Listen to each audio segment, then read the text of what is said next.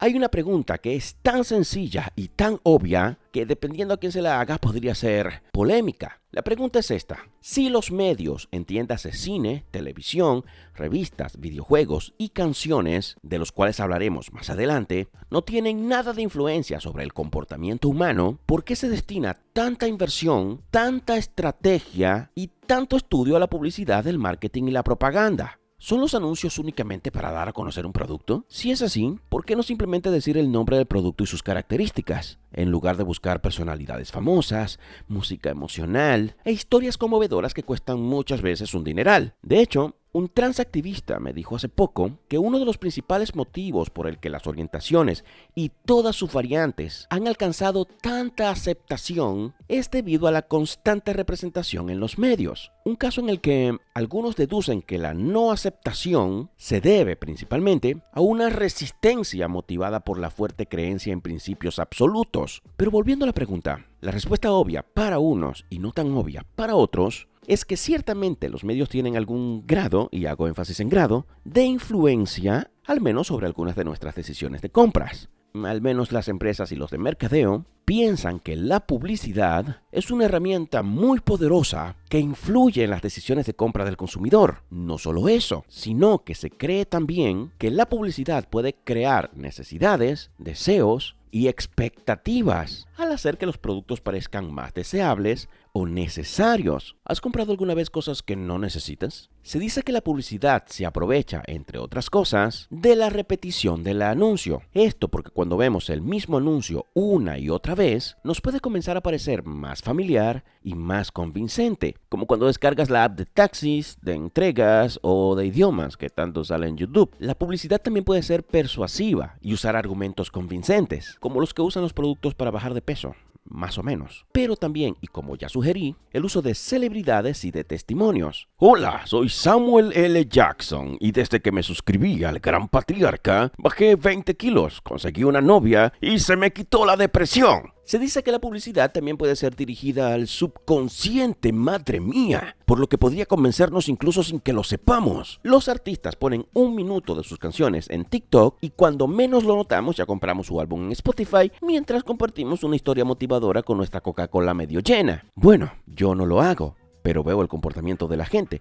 Por cierto, tengo otra pregunta. ¿Le temes a los tiburones? Porque yo sí, aunque nunca he visto uno en persona. Los únicos tiburones que conozco son los de las películas, por lo que cabe la posibilidad de que mi miedo a los tiburones, pero especialmente a los tiburones blancos, tenga alguna relación con Steven Spielberg y todos esos que intentaron replicar su gran clásico del cine. O quizás no tenga nada que ver. Aún así, es cuanto menos curioso y hasta digno de discusión que la película de Spielberg no solo sea el primer blockbuster, sino que también sea el nombre de un posible efecto psicológico, el efecto tiburón, del que por cierto hice un video completo que te dejo por aquí. Y es que además de las frases ingeniosas, los animatrónicos y la inconfundible canción, Tiburón ha sido señalada como la película precursora de la mala fama que tienen los tiburones blancos entre los humanos. No sé si realmente sea el caso con otras personas, pero justo esta película fue la que puso esa imagen en mi mente cuando apenas tenía 7 años. ¿Y de qué se trata el efecto tiburón? En resumen, la imagen exagerada y poco realista de los tiburones en las películas, en las que además casi siempre son monstruosos villanos sedientos de sangre, han dejado una imagen distorsionada del animal en el imaginario colectivo. Este concepto no tiene muchos detractores, o al menos yo no los encontré, a excepción, desde luego, de algunas comunidades de videojugadores que temen que el concepto del efecto tiburón sea usado por los gobiernos como excusa para eliminar los videojuegos violentos. Pues, como muchos saben, existe un debate sobre la influencia de los juegos violentos en el público consumidor, especialmente porque, así como hay estudios que descartan la idea, también hay estudios que encuentran una relación entre el consumo de videojuegos violentos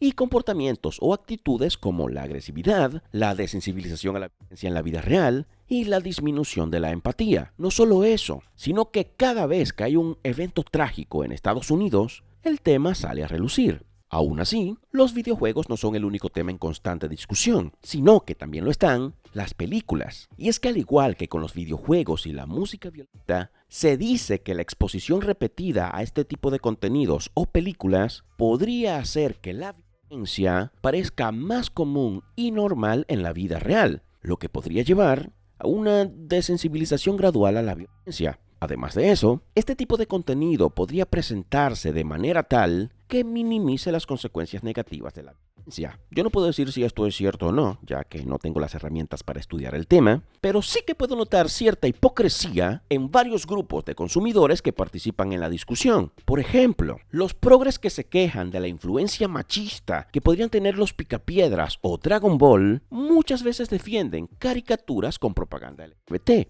alegando además que los medios no influyen en la audiencia. Es decir que, a la hora de practicar la cultura de la cancelación, el contenido sí es problemático por su potencial influencia, pero a la hora de defender sus productos favoritos, tal influencia es una teoría de conspiración. Y el fenómeno también se da del lado contrario. Liberales con pequeños glitches de conservadurismo protestan contra la propaganda ideológica en el entretenimiento, pero luego defienden contenido cuasi explícito, contenido altamente erótico y contenido violento. Y obviamente nadie va a argumentar que el contenido de los medios son el único factor, o siquiera el factor principal, de las actitudes y los actos de las personas. Pero han habido casos en los que un sector de la discusión argumenta que el consumo repetido de cierto contenido en los medios podría ser uno entre múltiples factores. Un caso conocido es el de Columbine en 1999. En este se informó que Eric Harris y Dylan Klebold eran ávidos consumidores de videojuegos como el Doom,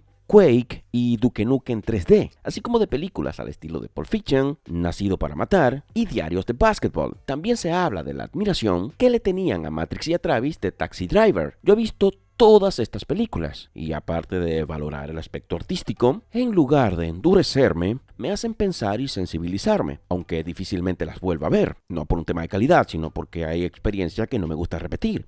Razón por la que, aunque me encantan las películas de Aronofsky, usualmente no las repito, con la excepción del Cisne Negro. Aún así, no sería raro pensar que, así como hay películas y canciones que te motivan a apreciar la vida y son un pequeño factor en la motivación positiva, también hayan casos en los que las películas, las canciones y los videojuegos más bien sean un factor, no el único, que les termine de dar el ánimo para hacer lo impensable o simplemente para empeorar su actitud, particularmente después del consumo constante y repetitivo. Al menos yo no me cierro a la posibilidad. Digo, en la actualidad muchos hablan de una guerra cultural en la que los medios son usados como artillería que permita influir en la cultura. Muchos dicen frases como: quieren adoctrinarnos, quieren vendernos la idea de que todos los hombres son malos, ya basta de propaganda. Si dicen esas frases es porque, de algún modo, consideran que los medios tienen alguna influencia sobre el comportamiento humano o sobre sus creencias. Asimismo, mucha gente cree que hace falta cada vez más contenido con buenos valores. ¿Por qué?